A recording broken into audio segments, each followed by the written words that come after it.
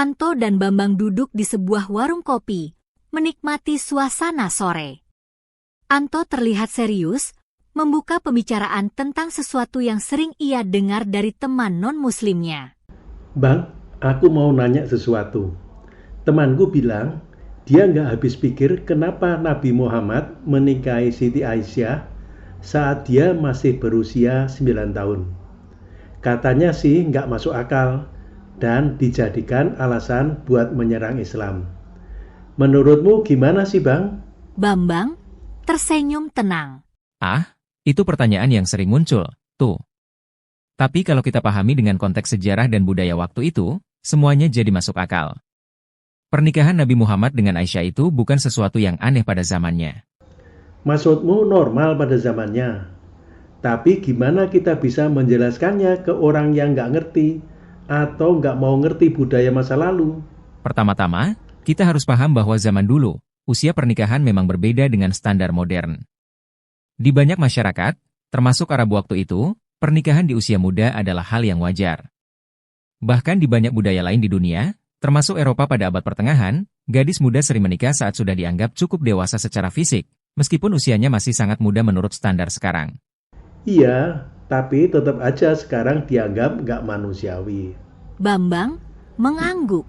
Nah, di sini kita perlu ingat satu hal penting. Pada masa hidup Nabi Muhammad, kaum Quraisy yang sangat membenci dan mencari-cari alasan untuk menyerang beliau, tidak pernah mengkritik pernikahannya dengan Aisyah. Mereka menyebut Nabi sebagai orang gila, tukang sihir, dan berbagai macam hinaan lainnya, tapi mereka tidak pernah mempermasalahkan pernikahannya dengan Aisyah. Anto terkejut. Loh, kok bisa begitu? Karena pada masa itu, pernikahan seperti itu dianggap normal. Kalau memang itu dianggap aneh atau salah, kaum Quraisy pasti sudah menjadikannya senjata untuk menyerang beliau. Tapi nyatanya, mereka tidak pernah melakukannya. Ini menunjukkan bahwa tidak ada yang salah menurut budaya dan norma saat itu. Oh, jadi masalahnya cuma muncul kalau kita lihat dari kacamata zaman sekarang ya. Tepat sekali. Kita nggak bisa menilai kejadian di masa lalu dengan standar moral modern. Yang lebih penting, kita lihat hikmah dari pernikahan itu. Aisyah menjadi salah satu perempuan paling berilmu dalam sejarah Islam. Dia meriwayatkan ribuan hadis, menjadi guru besar umat Islam, dan memiliki peran penting dalam menyebarkan ajaran Nabi Muhammad. Benar juga ya, kalau pernikahan itu hanya soal hubungan biasa, nggak mungkin Aisyah punya dampak sebesar itu. Persis. Pernikahan Nabi bukan soal nafsu, tapi soal misi dan hikmah.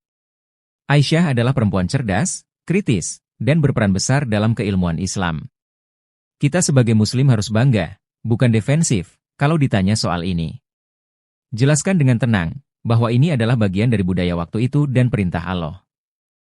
Jadi, kalau ada yang menyerang, aku bisa bilang bahwa kaum Quraisy saja nggak pernah mempermasalahkan soal Aisyah, karena itu normal di zamannya.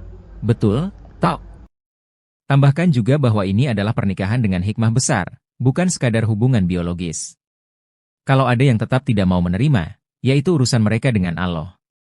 Tugas kita hanya menjelaskan kebenaran sebaik mungkin. Antok mengangguk mantap. Makasih Bang, penjelasanmu. Bikin aku lebih paham. Kalau ditanya soal ini lagi, aku jadi nggak bingung. Sama-sama, Tok. Ingat, Islam itu indah dan masuk akal kalau kita pahami dengan hati terbuka. Kalau ada yang menyerang, artinya mereka butuh penjelasan. Siapa tahu, malah jadi pintu hidayah buat mereka. Keduanya tersenyum dan melanjutkan obrolan sambil menikmati kopi mereka, merasa lebih siap menghadapi dunia yang penuh pertanyaan.